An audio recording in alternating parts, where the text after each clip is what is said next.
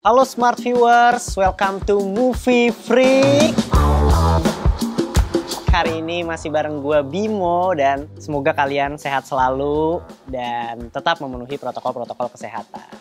Hari ini gue akan nge-review series Curse yang sebelumnya, di episode sebelumnya gue nge-review tentang The Rain. Gimana kalian udah pada nonton untuk series The Rain itu sendiri? Buat yang udah nonton, kasih reviewnya jangan lupa karena gue pengen bacain review-review dari kalian gitu.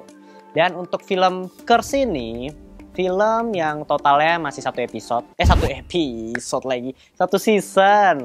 Dan episodenya itu ada 10 gitu. Durasinya itu kurang lebih di atas 50 menit. Ada 40 sampai 50 menit itu ada. Dan ini tuh serial mungkin bisa dibilang baru di Netflix dan ini mengangkat mitologi Lady of the Lake dalam legenda Raja Arthur gitu. Jadi ini ngangkat dari mitologi dan beberapa tokohnya pun ada dalam mitologi tersebut gitu. Dan ini cast-nya itu ada Caitlin Langsford, Devon Terrell dan Gustav Skarsgård. Nah, si Gustav inilah yang menjadi mungkin menarik lah kalau buat gue pribadi karena gue tahu juga dia saudaranya Bill Skarsgård gitu dan bapaknya itu ada pasti Skarsgård juga sih. Pokoknya yang main film series Chernobyl itu bapaknya si Gustav ini. Direkturnya itu ada Zetna Futnes dan kreator itu ada Frank Miller dan Tom Wheeler gitu. Nah, perasaan gue nih abis nonton series ini gimana ya, campur aduk sih sebenarnya. Karena series terakhir gue nonton series kerajaan itu kan Game of Thrones. Walaupun sebenarnya ada ya series kerajaan sebelum, maksudnya sesudah Game of Thrones juga. Jadi gue tuh menaruh ekspektasi itu cukup tinggi. Jadi untuk series Curse ini yang digadang-gadang, gue denger-dengernya juga adalah The Next Game of Thrones. Cuma kalau pendapat gue pribadi itu belum mungkin karena masih season 1 ya, tapi belum bisa lah kalau untuk disamakan dengan Game of Thrones. Dari treatmentnya juga beda, dari karakter-karakternya, ceritanya itu cukup beda. Kalau Game of Thrones itu menurut gue lebih kompleks dari segi karakter, banyak banget silsilah keluarganya.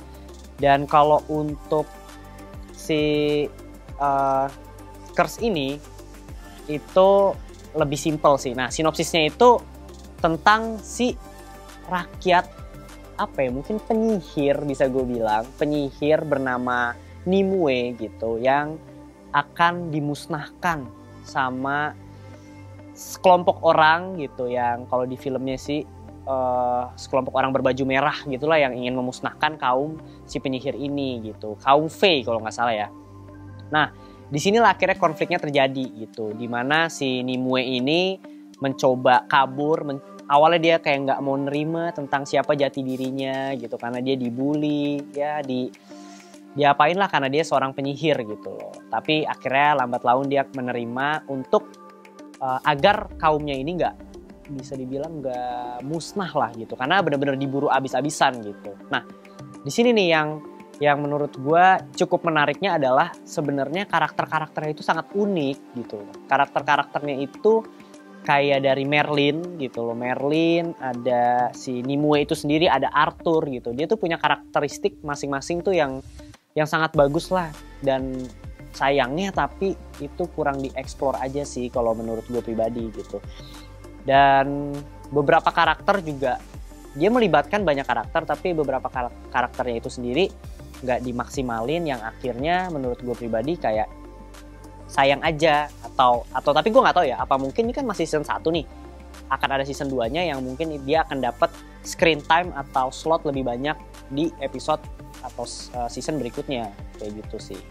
Nah, untuk dari alur ceritanya sendiri menurut gue unik, menarik, dan tapi sayangnya lompat-lompat gitu. Jadi sebenarnya menurut gue pribadi tantangannya membuat series kerajaan ini adalah dimana kita tuh atau yang buat tuh dituntut untuk mengeksplor atau karakternya itu di-treat lebih dalam lagi gitu. Karena kerajaan itu kan setiap karakter tuh banyak banget gitu.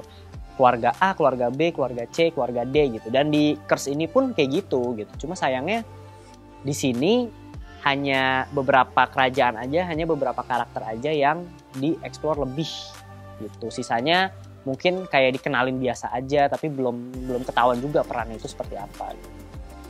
Di sini juga ada beberapa plot twist yang menurut gua, wah gila ini bagus banget gitu. Bagus dan menarik banget.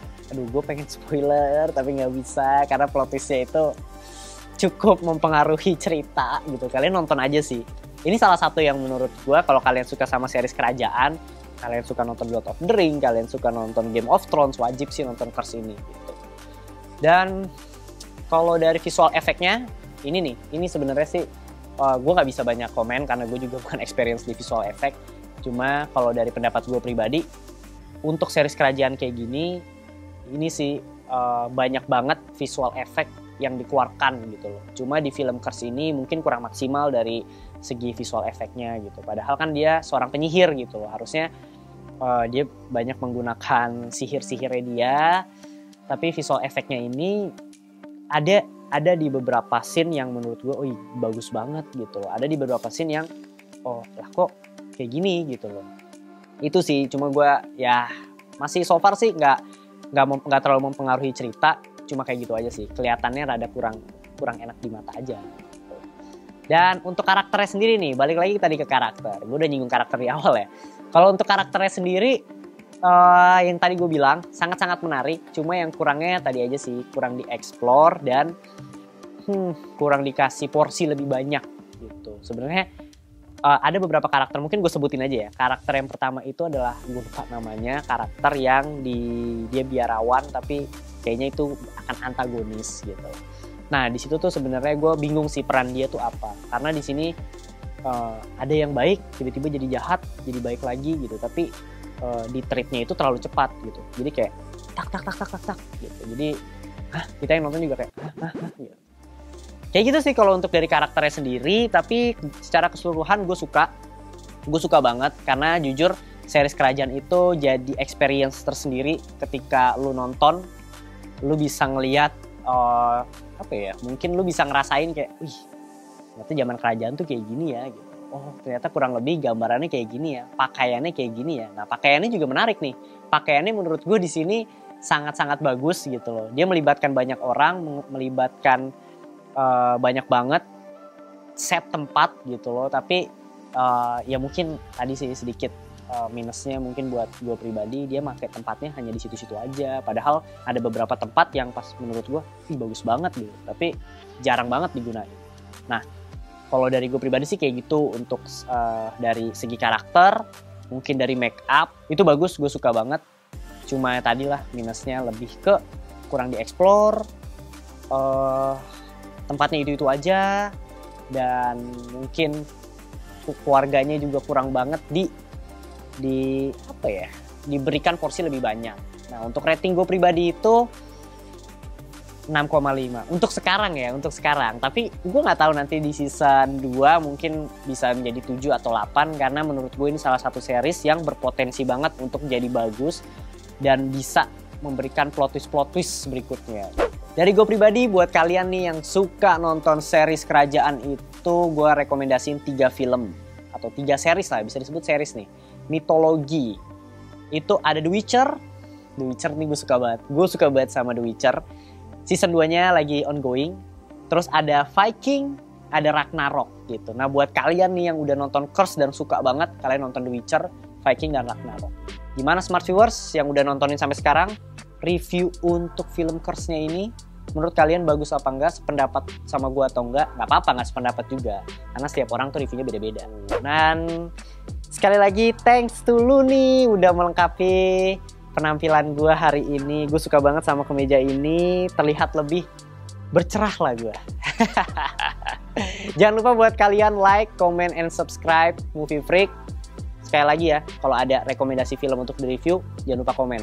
Sampai jumpa di episode berikutnya. Bye-bye.